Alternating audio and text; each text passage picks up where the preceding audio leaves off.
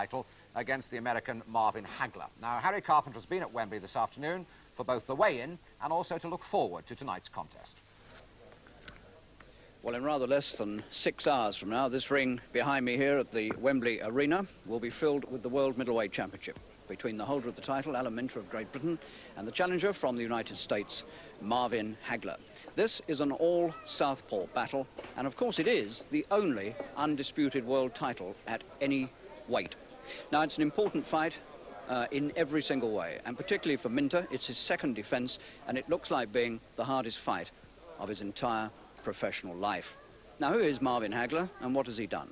Well, you only have to look at his record to realise that here is a very, very dangerous challenger, and he is the leading challenger in the world. 28 years old, surprisingly short. I don't think he's much more than about 5'9", if that. But his record was outstanding, 53 professional fights and only 2 defeats. And if you just looked at that, you would say, well, Minter is in for a very tough night. But there is one big question mark hanging over Marvin Hagler's head. He's fought for this world title before. Last November in Las Vegas, he took on the then champion, Vito Antuofermo, also of the United States. Now, Hagler was confident of winning this, and most people thought he would. In fact, he went into the ring as a 4-to-1 favourite. Well, at times, he did look impressive, and if we have a look at the 15th and final rounds, you'll see just what Mr. Hagler can do.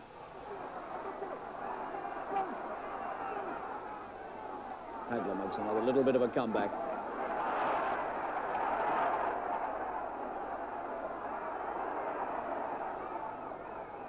And hasn't subdued the champion. And this crowd in Las Vegas now really beginning to get very excited indeed in this final round. They've seen Antuofermo fighting back all the way from the 10th. And beginning to stand up now around the ring and applauding both men. Tremendously hard battle. Well, that little bit of action of the shaven-headed Hagler shows that he can look impressive. But he didn't win that fight. He started out very strongly indeed, and he went into an early lead, but he didn't finish it too well. And when Antuofermo put him under pressure towards the end, then Hagler didn't look nearly as good. And this is the question mark hanging over his head. Is he as good a fighter going back as he is coming forward?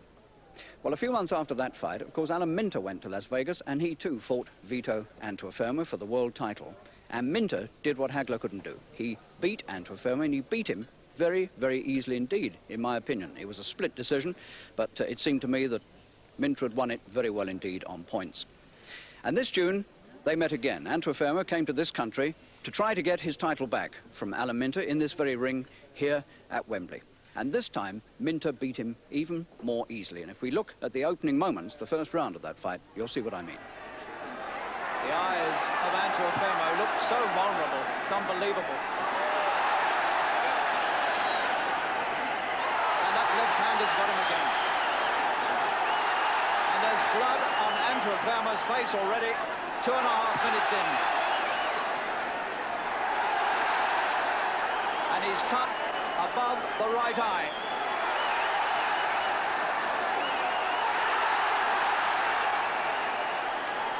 Minter fighting with all the confidence and coolness of a champion.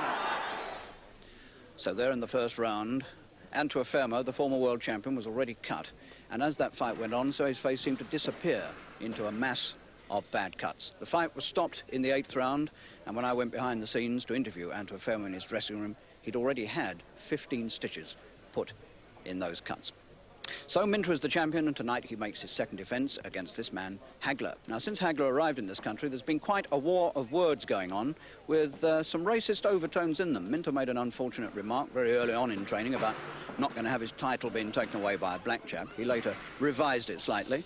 And then Hagler was thought to be pushing it a bit when he said that he didn't want to shake hands with a white man, but he later pointed out that he never shook hands with any opponent until after the fight was over. Well, the war of words has gone on, but now we come to the reality. And part of that reality today at 1 o'clock here at Wembley Arena was the weigh-in. And the first man to come to the ring was Hagler, the challenger. Well, Hagler came onto the scales at first, quite confidently wearing his underpants and confident, obviously, that he'd make the weight. But he didn't. That was the sensation. His weight was announced as 11 stone 6.5 pounds, which is precisely half a pound over the middleweight limit. Well, there was argument about whether the scales were straight, whether there were too many people in the ring. Somebody suggested that Hagler should weigh in stripped. So, two young ladies who were standing in the ring advertising the sponsor's product were politely asked to remove themselves, and then Mr. Hagler removed his pants, and he got on the scales again, and at first it was said he was 1 ounce over the limit, and then eventually they made up their minds and said, no, he's 3 ounces over, and he had 2 hours to get it off. And of course, if he didn't get it off, then he wouldn't be able to challenge for the world title. So Hagler went away to the dressing room to try and get those 3 ounces off. And then into the ring came the champion, Alan Minter, with a fair army of fans all round the ringside. Minter and his fans lately seem almost to have got a monopoly of the Union Jack, and it now extends to the underpants that Minter wears before all his big fights. And when he stripped off to get onto the scales, he was wearing his Union Jack underpants. No problems for the world champion. He weighed in at 11 stone 5 3/4. So he was 4 ounces under the limit. Well, some 35 minutes later, Marvin Hagler, the American, returned to the ring to try to make the 11 stone 6 pounds. And this time he weighed in his jockstrap, and he made the weight absolutely dead on, 11 stone 6 pounds. Well, I just wondered how much psychologically it had all taken out of Hagler, and he was the man I spoke to first. Marvin, that must have come as a shock to you to come in overweight. Well, not really. I weighed myself in this morning and I was 160. I was surprised at the difference on this scale here, but it don't bother me too much. I've been through this before. Like I say, everything's experience for this fight. I've been through it before, so it's nothing new. I'm just going to take it out on Minter now, that's all. How did you get the 3 ounces off? Oh, well, that's my secret. That's a fighter's secret, and you don't want to reveal that. Have you enjoyed your training in this country while you've been here? So far, it's been very nice. The people that I met have been very good. Now all I want to do is destroy and destruct this man. You know, take my championship belt, which I believe is mine, and come tonight, I'm going to do that. Do you regard Alan Minter as the toughest man you've ever met? Well, I fought better. I'm quite sure. I fought a lot better opponents. I'll see which category he fits in when I step in the ring with him tonight. Okay, we look forward to a good fight. Thank you very much. Thank you. Well, Alan, you've weighed in successfully. Marvin Hagler's having a few problems. What do you make of that? Is he? Well, you couldn't have been too careful, you know. I know there's a lot of difference between in America and this being pounds and stones and that, but I think he's just slipped up. He's trained hard for the fight. He's just slipped up on the scales. He's only got to get 3 ounces off. That's all, yeah. Have you ever been in that problem for a title fight? Never, ever. No, never, ever. We've been admiring the natty Union Jack underpants. Is that traditional wear when you you come in for a big fight? Yeah. When I first won the title in Las Vegas, I wore them then. I wore them when I fought Antiferm at Wembley, then I'm wearing them again this time. They're not the same ones. They're all different. And you're happy with the way your training's gone? Yeah, fantastic. I feel nice and well. I'll be glad when it's all over, Harry. Got a few days' growth of beard there. How many days has that been growing? Does it suit me? Hey, it looks very smart. 3 days. Do you do that every time in a big fight? Every time. It makes me feel like an animal, dirty and, you know. Yeah, Hagler might be saying the same thing. Yeah, very likely. Anyway, good luck, Alan, Thank and you, Harry. hope it goes well. Thank you very much. So now, with all the excitement of that rather surprising weighing over, we wait for the big fight. Some 5.5 hours from now, the two men will come into the ring. Who's going to win? It is not an easy fight to sum up. But in view of the comparative form against Antuofermo, you have to fancy Alan Minter to successfully defend his title. He is a slight favourite with the bookmakers, but clearly everybody believes, and I suspect Minter himself must believe it, it is going to be an exceptionally hard fight. And it's a good work.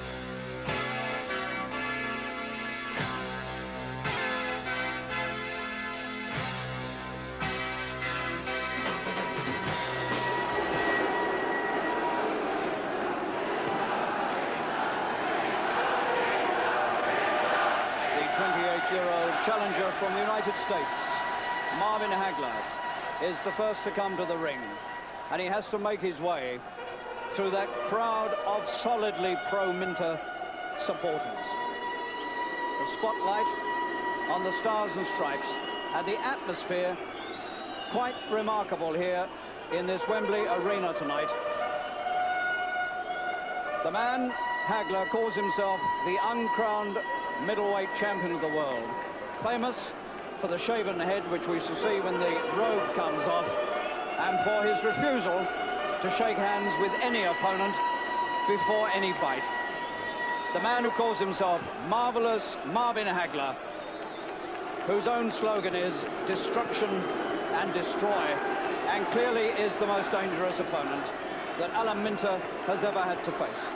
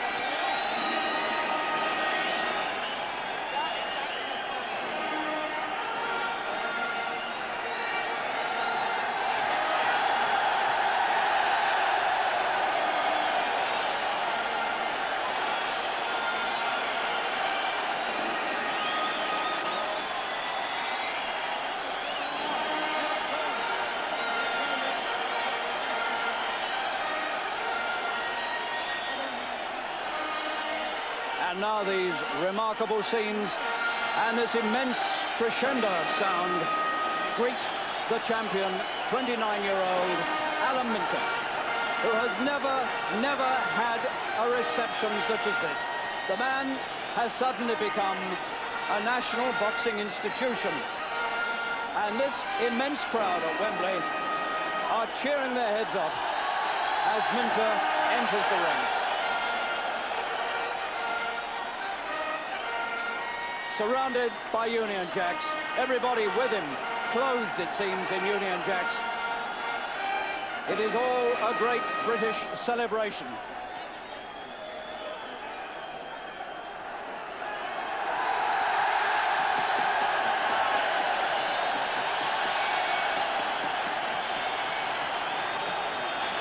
And he comes into the ring to the cheers of 10,000 people, because Wembley Arena tonight is packed to the rafters and expecting victory.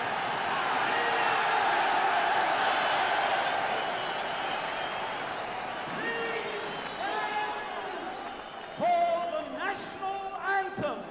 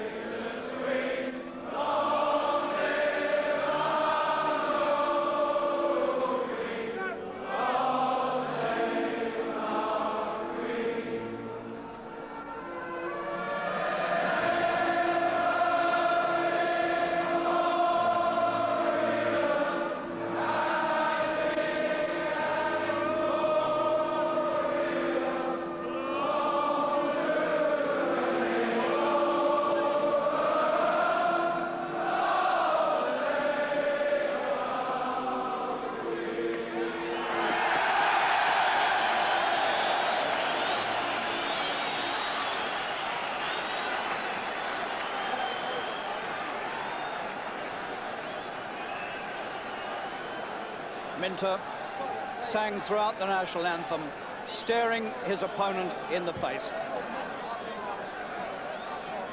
Well, this is a truly remarkable night for boxing. The support for Minter here is quite staggering. There must be some Americans in the place, but they're never going to be able to make themselves heard. Minter's second defence of this world title. Warming up vigorously in the ring. The whole place alive with anticipation.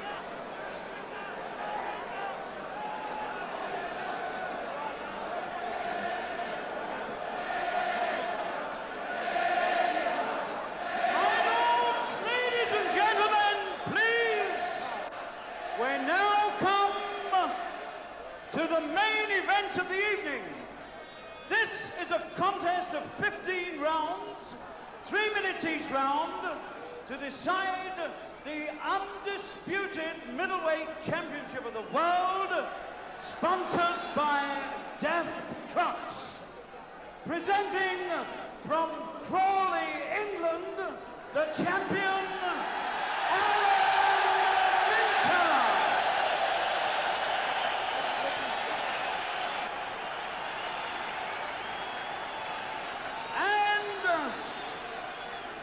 from Brockton in the United States, the challenger, Marvellous Marvin Hagler. My lords, ladies and gentlemen, this match was made at 11 stone 6 pounds, and at the weigh-in today, Minter scaled 11 stone 5 3/4 pounds, Hagler 11 stone 6 pounds exactly. Your referee for this contest is Mr. Carlos Berrocol of Panama. Your judges, Mr. Marcello Bertini of Italy and Mr. Jose Guerra of Mexico. And your timekeeper, Mr. Jeffrey Williams. So the preliminaries are over. And to a great barrage of sound now, they come to the centre of the ring, and you can see already how much taller Minter is than the challenger. Hagler really is quite short for a middleweight. He can't be much more than about 5'9". Minter's second defence of the undisputed World Middleweight Championship. The only title in the whole of professional boxing that is undisputed.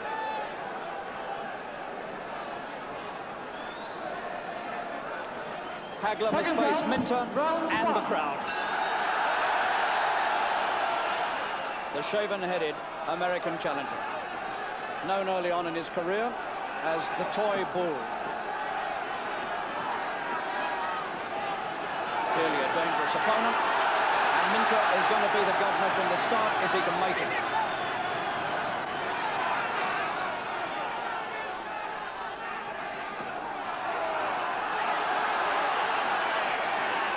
Hagler had a few problems today at the weigh-in. He scaled 3 ounces over the 11 stone 6 limit, and he took it off in about half an hour. How much that will have affected him psychologically, no one knows but Hagler. Two southpaws. Hagler already firing quickly and accurately with his own right hand. He catches Minter with the left as well. And again. And this promises to be the war we thought it might be.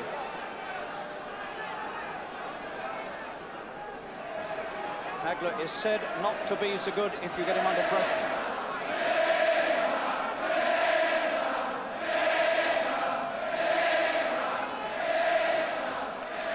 Minter's got a cut underneath his left eye. Within a minute of the start, Minter is cut.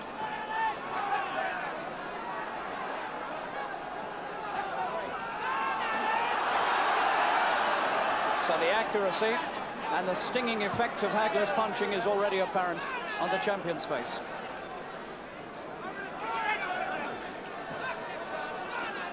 It's the southpaw right lead from Hagler that's done that.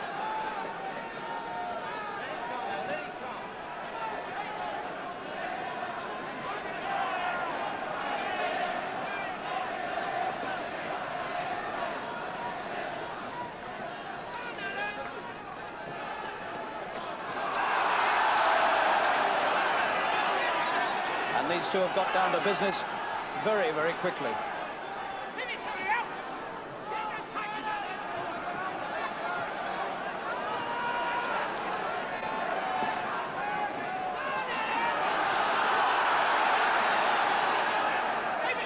Minter is being drawn into some very fierce exchanges early on.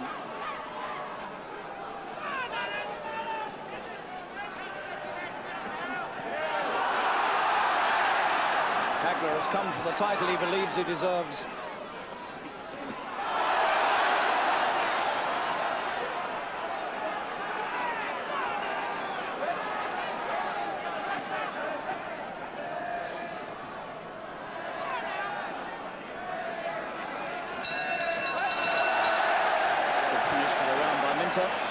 But he picked up damage in the first minute, and it looks to me as though he might have a second injury, as well as the one underneath the left eye. So, the champion, after only 3 minutes, needs somewhat urgent attention in that corner, and that's entirely due to the sharp and accurate punching of the challenger Hagler, the shaven-headed challenger from Brockton, Massachusetts, which of course was the home of the late and great Rocky Marciano. Born in the slums and ghettos of Newark, New Jersey, he moved to Brockton, Massachusetts when he was 16 years old.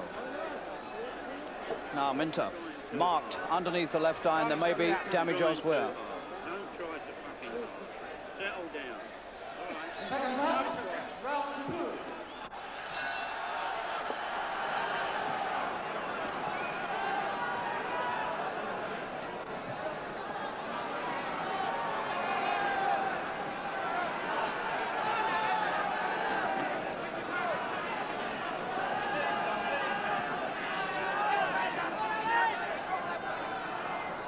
Minter does indeed look quite marked around the left eye. This is his old trouble, but he hasn't suffered from it lately. It just shows the immensity of the performance in front of him.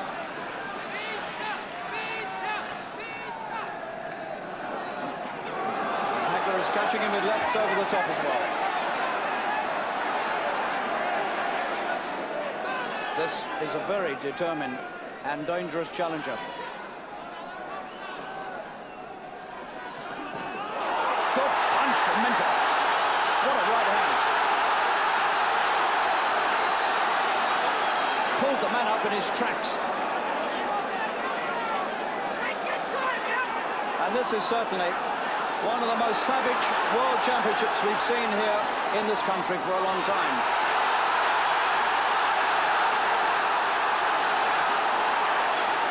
This is a fight to a finish, and that finish is never going to be 15 rounds away at this rate. Never. Minter bleeding.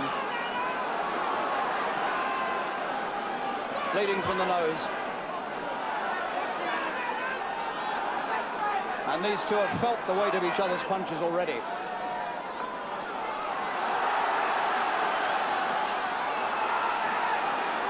And Minter is picking up quite a lot of punishment as he tries to move in.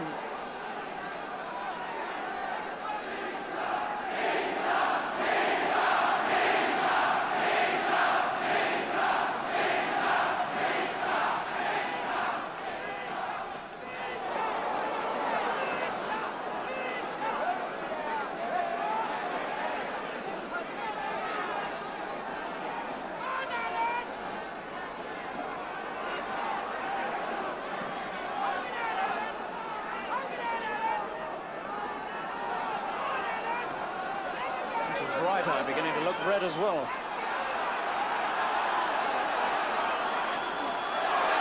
Good left hand for Minter.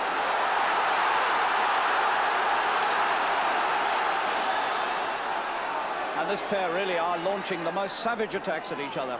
And we're only 6 minutes into the fight.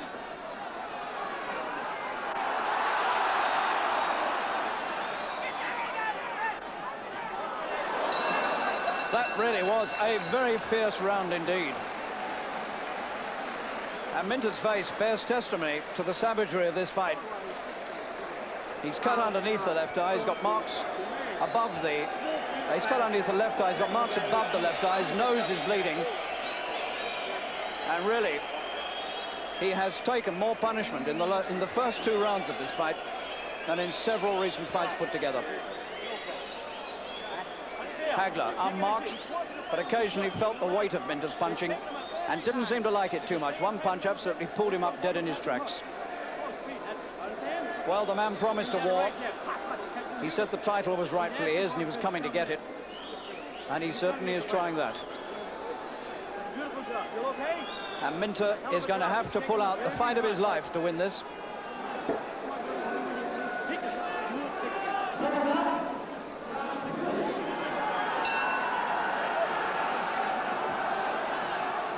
Minter now got a mark underneath the right eye, one underneath the left eye.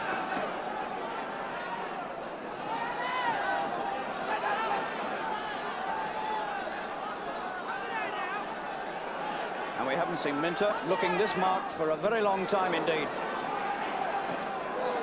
All his 60 feats, Minter, have always come through facial injury. Never been beaten on points, never been stopped by punches, always on cuts. Nose bleeding as well. And Hagler is looking a very sharp and dangerous puncher.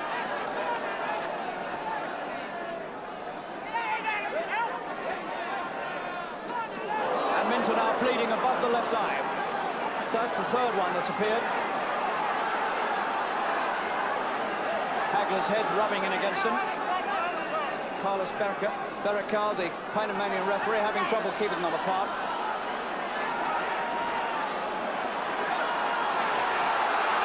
Minter's picking up hard punches as he tries to fight back. He's being forced into a real war. He's smothered in blood, Minter, and he's in desperate trouble in the third round. He can't keep the man away. Hagler will not be denied.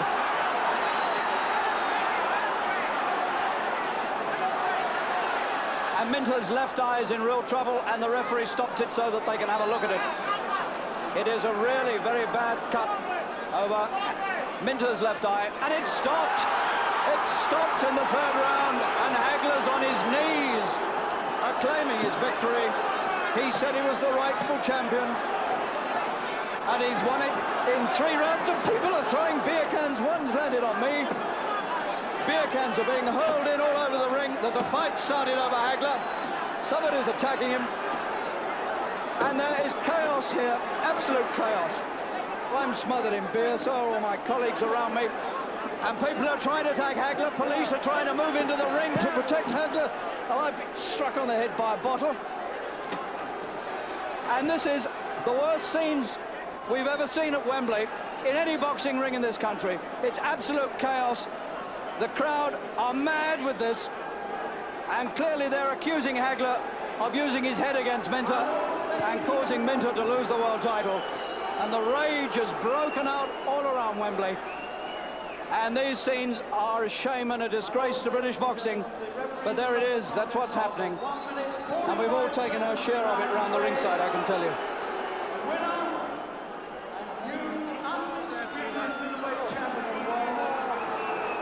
So less than 3 rounds it took for Hagler to win. A hand round Alan Minter, please. And after that, all hell broke loose at Wembley. It was not pleasant, I can tell you. Minter smothered in blood. You can see from the towel the state he's in. Both his eyes suffered in that onslaught from Hagler. Well, there was a bit of rubbing of head. But believe me, the first cuts were started by punches because Hagler was a very, very determined, aggressive and indeed vicious challenger. And so, Britain has lost one of our world champions, the undisputed world middleweight champion. Alan Minter leaves the ring a loser, no longer champion. Hagler's already gone, escorted by police. And these are sad and shameful scenes.